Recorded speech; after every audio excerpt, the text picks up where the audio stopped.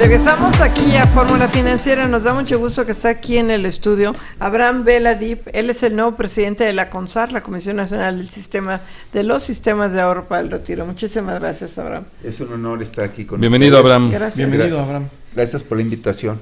Oye, y bueno, ustedes en este programa de impulso al sector financiero que se anunció, que yo creo que es un buen programa, fue muy bien recibido por el mercado.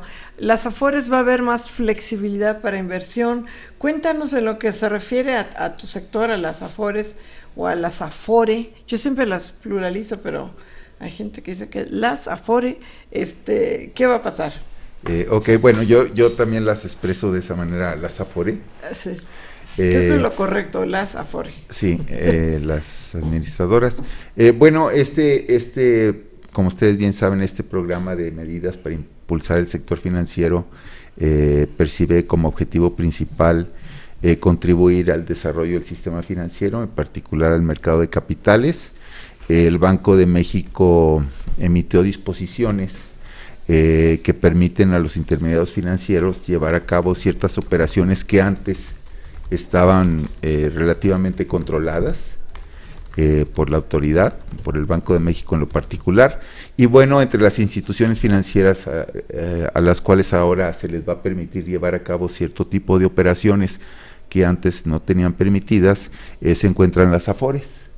Y bueno, esto abre un espacio para que el régimen de inversión, en particular la distinta gama de activos en los que las Afores pueden invertir los recursos de los trabajadores, sea mayor, y entonces eso les permite poder tener un portafolio, una cartera de inversiones con un mayor nivel de diversificación y por lo tanto procurar obtener mayores rendimientos sin que eso implique que vayan a asumir mayores riesgos en sus inversiones.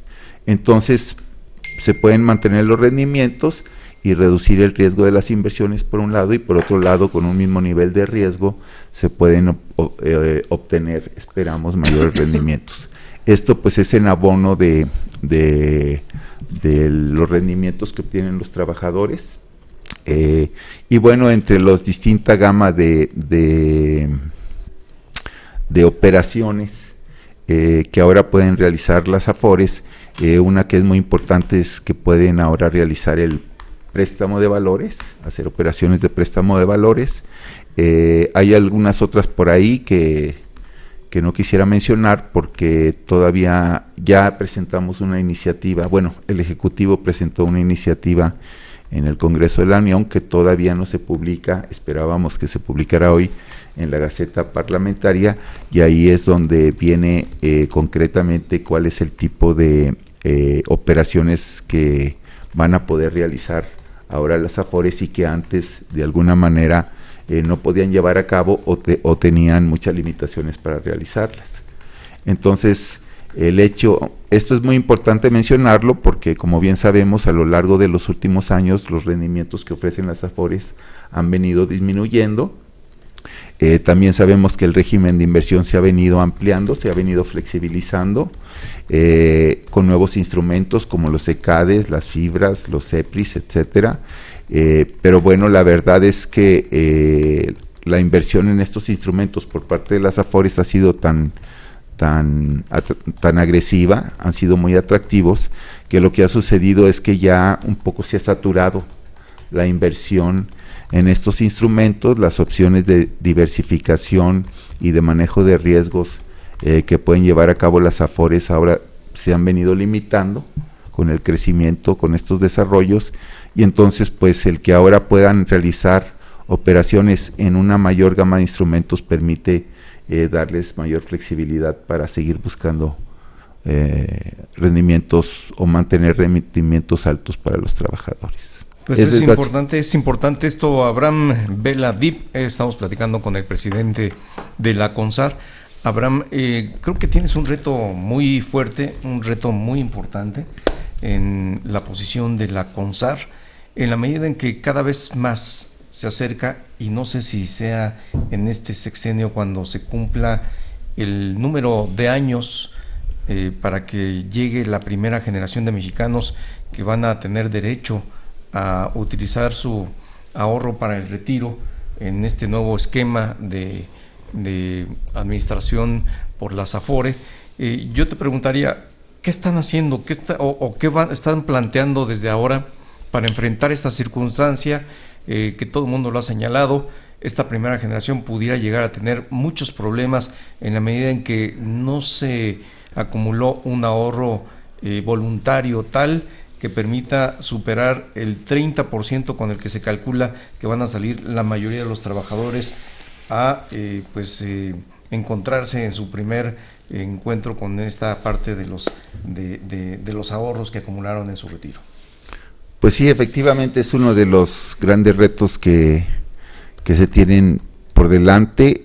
Nosotros estamos calculando que será hacia el primer año de la siguiente administración cuando la primera generación Afore 2025 pueda ejercer efectivamente su derecho de jubilación.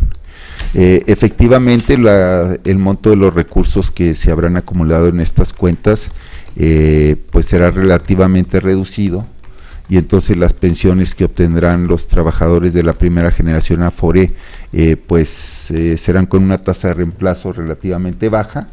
El número que nosotros estamos considerando es de alrededor del 30% de su salario, de su último salario, total.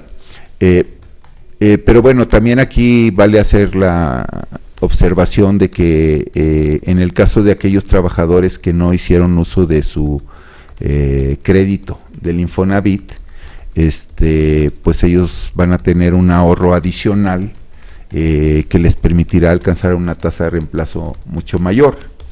Pero bueno, y si lo vemos desde un punto de vista patrimonial, esto lo que significa es que a lo mejor voy a tener una pensión relativamente reducida, pero por otra parte me pude hacer de un bien raíz a través de los créditos del Infonavit. Entonces es como que la pensión, el trabajador hubiera optado, por así decirlo, entre tener una cierta cantidad en la forma de una renta vitalicia y otra cantidad en la forma de una inversión en un bien raíz que también le puede generar una plusvalía por el aumento de su precio, y que también le puede generar una renta, por ejemplo, ¿no? Que se sumaría a su pensión de su fondo de retiro, ¿no? En aquellos trabajadores que no hicieron uso de su cuenta de vivienda, pues estos podrán aspirar, digamos, a una tasa de reemplazo relativamente alta. Sí, ¿hay algún cálculo de cuánto podría ser mayor? Mira, estamos justamente realizando esos cálculos porque no se habían hecho, y ahora que yo llegué a CONSAR, quise explorar cuál sería justamente por esta problemática que se nos viene, quise explorar en el caso de aquellos trabajadores que no usaron su cuenta de vivienda, para ellos cuál sería su tasa de reemplazo. Una estimación así muy simple de regla de 3, como las que nos enseñan en la primaria, a mí me estaría sugiriendo, yo no me he sentado a hacer los números, pero mi equipo los está haciendo, me diría que por ahí la tasa de reemplazo para estos trabajadores podría llegar a significar el 50% de su último salario, ¿no? Ahora, si lo vemos en términos de estándares internacionales, pues como se ha venido comentando en diversas ocasiones, pues la tasa de reemplazo que se recomienda a nivel internacional, pues es que sea de alrededor del 70% del salario del trabajador. Entonces, estas pensiones, en términos de esa referencia internacional, de acuerdo a las estadísticas que publica la Organización Económica para la Cooperación y el Desarrollo Económicos, todavía nos quedamos por debajo de ese. Qué bueno que lo haces de manera transparente, Abraham, y lo estás dejando muy en claro, que la verdad es que es muy bajo la pensión en México, como está el régimen de Afores. Y sí, si bien se les va a poder completar quien tenga Infonavit, aún así sigue siendo bajo, ¿no? Entonces, ¿qué hacer? ¿Cómo modificar esto? Es un enorme reto, porque forzosamente vas a tener que modificar las cuotas gubernamental, obrero y patronal. y es difícil porque vas a encarecer obviamente la generación de empleo. Claro. ¿Cómo hacerlo? ¿Se ha pensado en esto? ¿Has visto a los legisladores? En el gobierno están pensando obviamente que es un problemón esto que se viene encima. Sí es un reto que tenemos por delante, sin duda, eso hay que reconocerlo. La causa principal es el bajo nivel de aportaciones en México para un sistema contributivo de cuentas individuales. Las aportaciones del 6.5% en México pues son de las más bajas a nivel internacional. Sin duda la reforma del SAR fue una gran reforma porque pasamos de un sistema de reparto de beneficio definido a un sistema de capitalización individual, lo cual tiende a darle cierta sustentabilidad financiera al sistema, pero bueno. Yo te preguntaría, Abraham, ¿qué hacer para que a partir del diagnóstico que seguramente tú ya tienes o que estás realizando al llegar a la CONSAR, para enfrentar esto que parece pues un tema que se ha considerado como una bomba de tiempo en muchos sentidos, no solamente en la parte de pensionaria que tiene que ver con el sistema privado de pensiones, sino en términos generales con todos los sistemas de pensiones que existen? Me parece que hay un cálculo ahí de por lo menos más de una centena de sistemas pensionarios que no tienen cómo fondear los recursos con los que van a pagar a los trabajadores, pero en términos generales, ¿cómo ves tú el planteamiento que hay que hacer para ir superando esto que muchos han calificado como una bomba de tiempo, en la que por supuesto el tema de las Afore no es tan fuerte, aunque sí es una asignatura pendiente por resolver?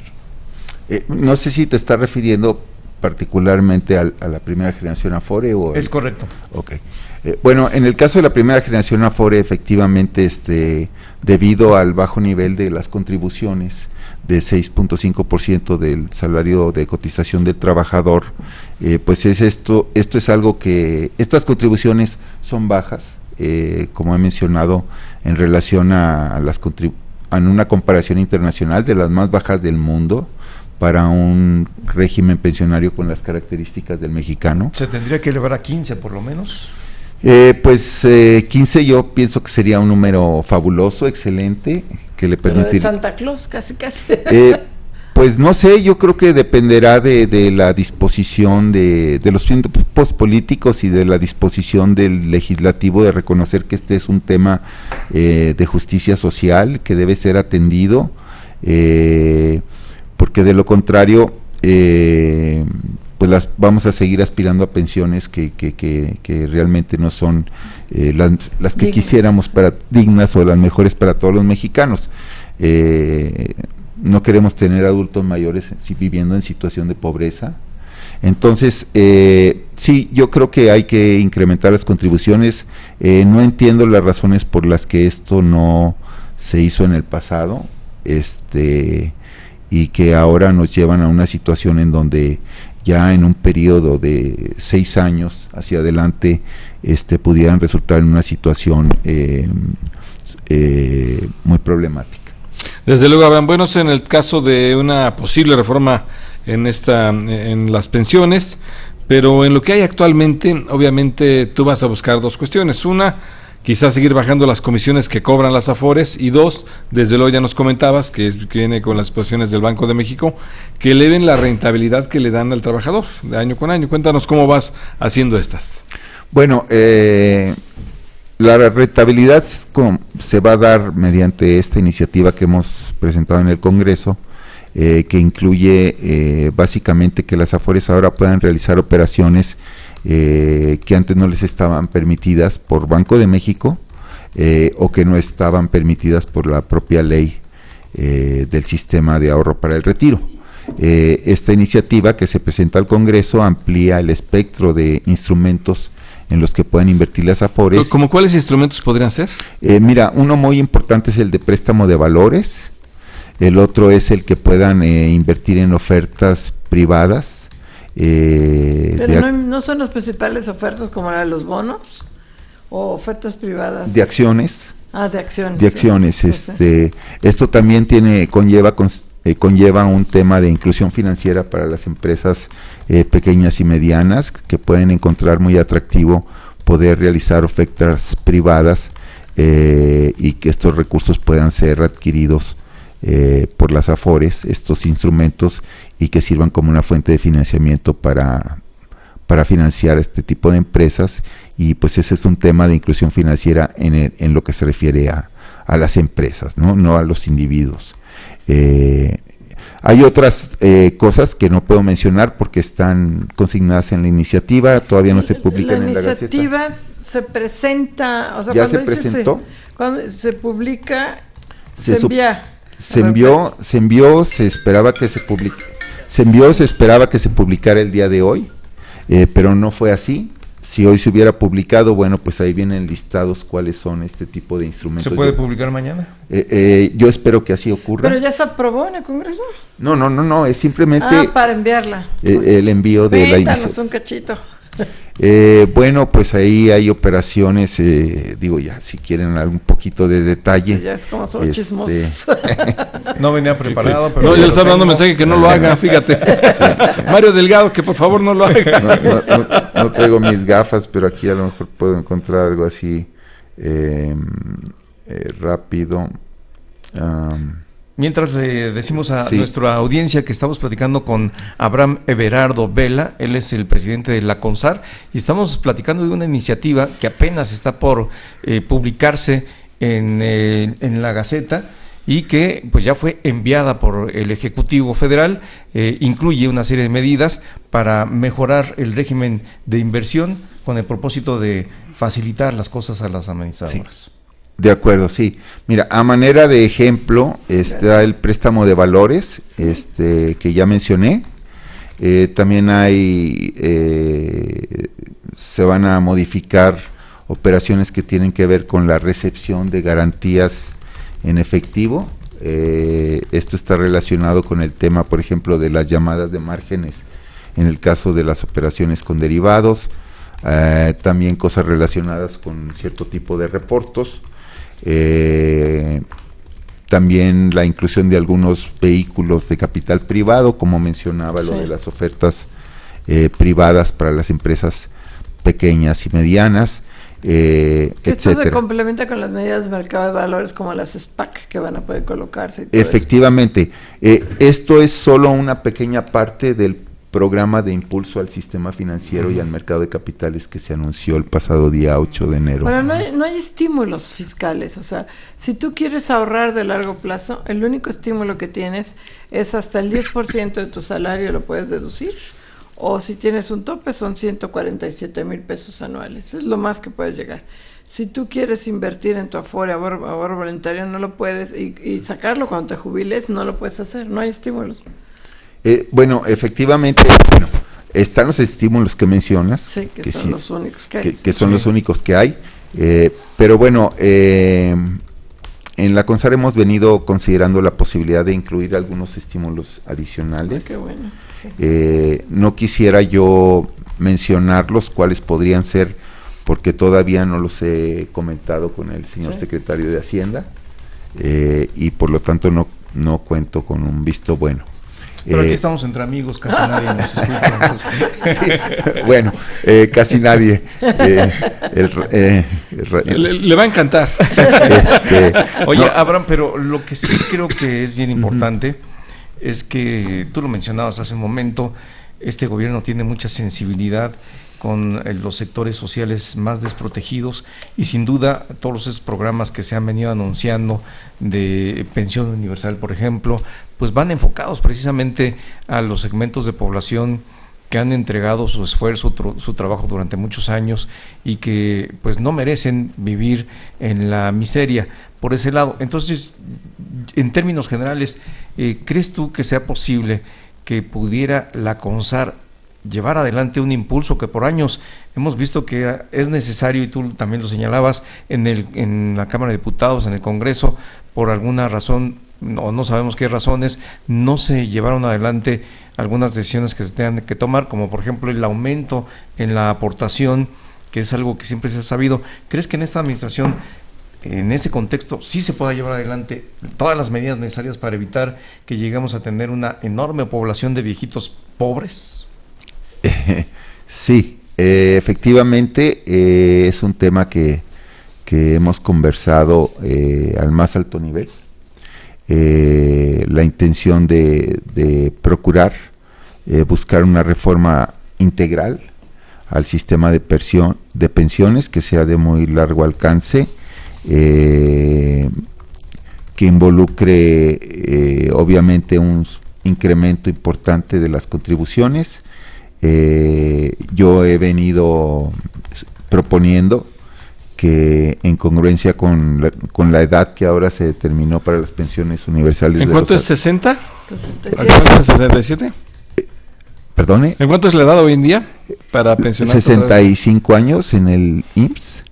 Y bueno, te puedes pensionar antes, pero con un castigo de 5% por cada año a partir de los 60, exactamente. Yo soy de la idea de que si no queremos aumentar demasiado las contribuciones, entonces esto tendría que acompañarse de un aumento en la edad de retiro. Aunque ya vas a estar cerca de cómo nos morimos los mexicanos, ¿no? ¿Qué edad será que nos morimos? ¿75 años por ahí? Yo tengo ya ves a Gers Manero. Bueno. Jiménez Espriu. Bueno, no, las cifras más recientes. Qué bárbara. A Bartlett, también se coleando. Las cifras más recientes. Sí. Pero el promedio del INEGI de las cifras más recientes del INEGI nos dicen que la esperanza de vida ya es de 81 años. Hay muchos cálculos que se han hecho, muchos estudios, ¿no? Ese sería así como que una combinación, un balance. Si queremos si decidimos no incrementar la edad de retiro, tendríamos que incrementar mucho más las aportaciones, a lo mejor hasta niveles del 15%. Entonces hay que buscar un punto medio entre las dos variables, entre los dos parámetros. Y le preguntas, ¿qué pasa ahí con los que tengo 65? ¿Qué pasa con la gente que dice, ahora sí, este año me jubilo? Y de repente le dicen, no, pues te toca hasta los 68. Bueno, pues ahí hay opiniones divergentes entre los abogados laboristas, entre los juristas. Hay quienes piensan que no haber llegado a la edad de retiro, pues no es más que una expectativa de derecho, o sea, realmente no es un derecho adquirido por el trabajador. Por otra parte, hay quienes piensan que el hecho de haber estado cotizando en un sistema durante un largo tiempo y estar cerca de la edad de retiro ya podría considerarse que uno puede tener cierto derecho adquirido. Por ejemplo, cuando se hizo la reforma de pensiones del ISSSTE, a muchos trabajadores que se encontraban en esa situación, lo que se hizo fue otorgarles un bono que les reconociera parte de sus aportaciones en el pasado, ¿no? Y la opción de irse por el viejo por el nuevo, a los del ISSSTE les dieron la opción de... Así es. Otro mecanismo similar se podría contemplar en el caso de la ley del IMSS, pero bueno, todas estas son ideas sobre las que venimos trabajando en la CONSAR. Hay muchas maneras de atender este tipo de temas. El tema de si es un derecho adquirido o no, pues ya supongo que si fuera motivo de controversia, pues tendría que ser la Corte la que resolviera al respecto. Pero bueno, hay muchas, mi intención es la de, en su momento, cuando nos lo soliciten, tener un abanico de opciones en términos de propuestas al sistema de reforma de pensiones de México para que de acuerdo a nuestras contrapartes en la Secretaría de Hacienda, se decida eventualmente cuál de estas opciones podría ser la que es políticamente más viable. Abraham, en este balance, que bueno, todavía no es un hecho, no es una realidad, hoy se están planteando ideas, se están haciendo análisis, pero en este balance de 68 años de edad y aportaciones aumentadas del 6.5 al 10.5, ¿qué resultaría para los trabajadores en términos económicos, en términos de pensión al final de sus vidas productivas? Pensamos que con estos parámetros, todavía estamos afinando los números y hay muchas opciones y muchas. La reforma puede tomar muchas peculiaridades, ya dependerá de las características precisas de la reforma, pero estaríamos buscando como objetivo que la tasa de reemplazo se pudiera elevar al 70% del último salario del trabajador. Que sería la media internacional, ¿no? Exactamente, 70%. sería te jubilas, te pensionas con el 70% de tu último salario en la media internacional. Con la media de los países solo para que vamos, el gran reto, y hoy en día en México sería con el 30%, bueno, cuando se jubile el primer, solo para que vamos al reto. Con el 30% sin considerar lo que pudiera haber en la cuenta del Infonavit. Lo podrías Infonavit. incrementar un poco. Oye, hay quien dice que también esos, luego de repente hay por ahí unas iniciativas medio talibanes que yo le llamo. Afortunadamente la del PT ya no prosperó, la de expropiar las Afores, se quedaba una sola. Pero hay quien dice que es totalmente injusto que los trabajadores del ISSSTE se jubilen con un tope de 10 salarios mínimos y los del IMSS se jubilen con un tope de 25. Y entonces hay que igualarlos, pero la gente que quiere igualar no quiere subir el ISSSTE a 25, sino bajar el IMSS a 10.